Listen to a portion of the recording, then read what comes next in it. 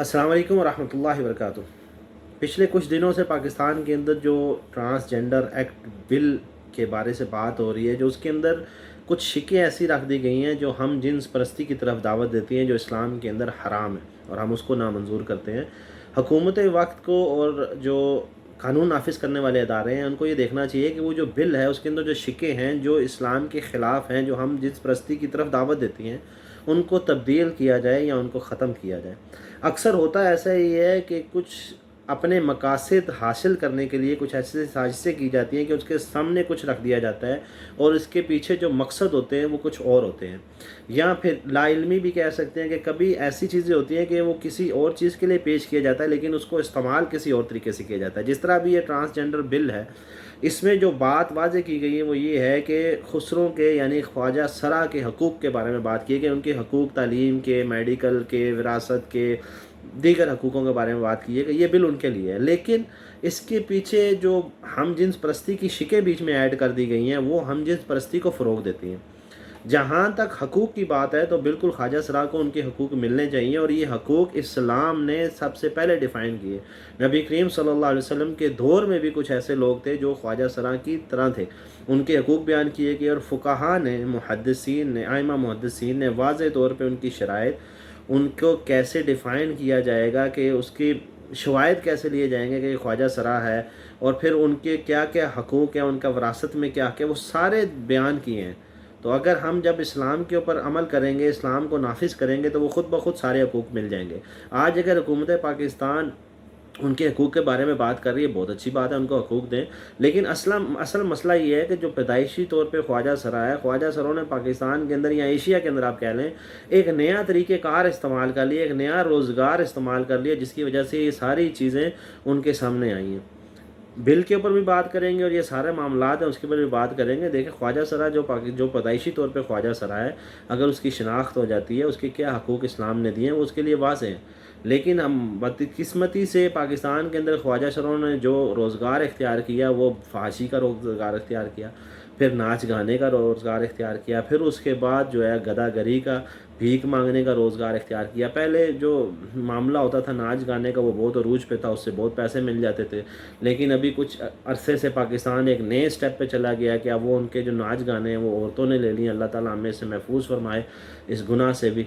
तो अब वो उनका वो कारोबार बंद हो गया, लेकिन जो गदागरी है वो बड़ी आम है। अब देखें, ख्वाजा सरा जो है, अब अल्लाह के नबी सल्लल्लाहु अलैहि वसल्लम, जब इस्लाम का ताल्लुक है, अल्लाह के नबी सल्लल्लाहु अलैहि वसल्लम आया कि मर्दों की मुशाबे इख्तियार करने वाली औरतों पे लानत दी गई, इसी तरह औरतों की मुशाबे इख्तियार करने वाले मर्दों के ऊपर लानत की गई है।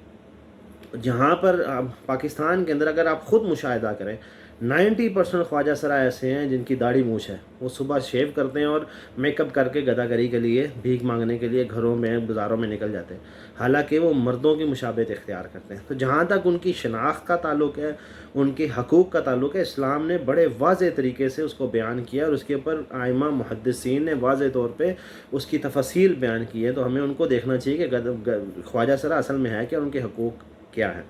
जहाँ तक बात है पाकिस्तान हुकूमत की, जो ट्रांसजेंडर एक्ट पेश किया गया, इसके अंदर जो हम जिन्स परस्ती की तरफ दावत दी गई है वो क्या है, वो ये है कि अब बेसिकली तो ख्वाजा सरा के हकूक़ के बारे में बात की है, लेकिन उसके अंदर जो अब शिकें पैदा कर दी गई हैं, जो हम जिन्स परस्ती की तरफ दावत देती हैं, जिनको हम नामंजूर करते हैं और हम ये मुतालबा करते हैं हुकूमत पाकिस्तान से और जो कानून नाफिज करने वाले अदारे हैं उनसे, कि वो उसके ऊपर नज़रसानी करें और उन शिकों को वहाँ से निकाल दें या फिर उनको तब्दील करें जो ख्वाजा सरा के लिए ही हों। ये अब जो एक्ट है वो क्या है कि अगर कोई 18 साल के बाद मर्द, उसको ये लगता है कि वो औरत है, वो नादरा में जाएगा, कहेगा मैं औरत हूँ, और उसको औरत बना दिया जाएगा, उसको औरत का शनाख्ती कार्ड दे दिया जाएगा। कोई भी औरत जो है, लड़की, वो अगर 18 साल के बाद महसूस करती है कि मैं लड़की नहीं, मैं लड़का हूँ, मैं मर्द बनना चाहती हूँ, वो नादरा में जाएगा और अब नादरा वाले उसको मर्द का कार्ड दे देंगे। जबकि उसके अंदर ये लिखा हुआ है कि 18 साल से अगर कम आदमी है तो उसके लिए मेडिकल सर्टिफिकेट होगा, डॉक्टर बताएंगे ये लड़का है ये लड़की है। लेकिन 18 साल के बाद किसी सर्टिफिकेट की ज़रूरत नहीं है, कोई डॉक्टर नहीं बताएगा, कोई चीज़ नहीं चाहिए। क्यों? ऐसा क्यों है? असल में ये हम जिन्स परस्ती की तरफ दावत है। होगा क्या اب جیسے باہر ممالک کے اندر غیر مسلمین کے اندر لڑکا لڑکے سے شادی کرتے ہیں، لڑکی لڑکی سے شادی کرتے ہیں، اور باقی کچھ شادیاں کرتے ہی نہیں ہیں، ویسے ہی اوپن ریلیشن شپ میں رہتے ہیں، اولادیں پیدا کرتے ہیں، جو اس طرح ان کا خاندانی نظام درم برم ہو چکا ہے، اسی طرح وہ چاہتے ہیں کہ مسلمانوں کا بھی اسلامی جو نظام ہے، جو میاں بیوی کا ایک خاندان کا نظام ہے، وہ تباہ ہو جائے۔ اسلام نے میاں بیوی کے نظام کو فروغ دیا اور اس کے حقوق بیان کیے، مرد کے حقوق بھی، میاں کے حقوق، اسی طرح بیوی کے حقوق بھی بیان کیے۔ وہ ان چیزوں سے نکلنا چاہتے ہیں، جیسے ان کے نظام تباہ ہے، وہ چاہتے ہیں کہ اسلام کے اندر بھی مسلمانوں کا بھی خاندانی نظام تباہ ہو۔ اس کے لیے ہم جنس پرستی کی طرف فروغ دیا جا رہا ہے۔ اب ہوگا کیا؟ ہوگا یہ کہ اب اگر کوئی آدمی یہ چاہتا ہے، جیسے اس بل کے اندر لکھا ہے کہ میں عورت ہوں، اور وہ اپنے آپ کو عورت ڈکلیئر کرنا چاہتا ہے، تو وہ مرد عورت بن جائے گا۔ اگر کل کسی دو مردوں نے شادی کرنی ہے، اگر یہ قانون امپلیمنٹ ہو جاتا ہے، آج اگر آپ تصور کریں آج کی تاریخ میں، تو پاکستان کے اندر دو لڑکے شادی نہیں کر سکتے، دو لڑکی آپس میں شادی نہیں کر سکتے، کیونکہ یہ اسلام کے بھی خلاف ہے۔ اسلام نے بھی اس کو حرام قرار دیا ہے، ہم جنس پرستی کو بھی حرام قرار دیا ہے، اور جنس کو تبدیل کرنے کو بھی حرام قرار دیا گیا، اس کے اوپر لعنت کی گئی ہے۔ جیسے جو حضرت لوط علیہ السلام کی قوم تھی، ان کا کیا گناہ تھا کہ وہ مرد کے ساتھ بدفعلی کرتا تھا، اللہ تعالیٰ نے ان کے عذاب کو نازل کیا، اور یہ حرام ہے۔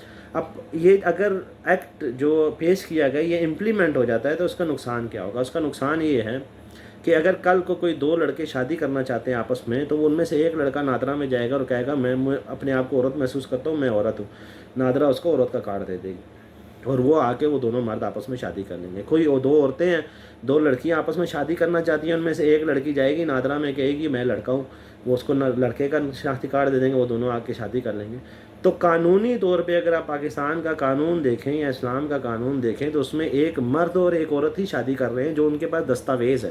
تو قانونی طور پہ وہ مرد اور عورت شادی کریں گے، لیکن ظاہری طور پہ وہ دونوں مرد ہوں گے، تو مرد سے شادی کر رہا ہے۔ اسی طرح قانونی طور پہ دو عورتیں ظاہری طور پہ شادی کر رہی ہوں گی، لیکن ان کے پاس دستاویز ایک لڑکی کے پاس مرد کا ہوگا، کیونکہ اس کو وہ مرد محسوس ہوتی ہے۔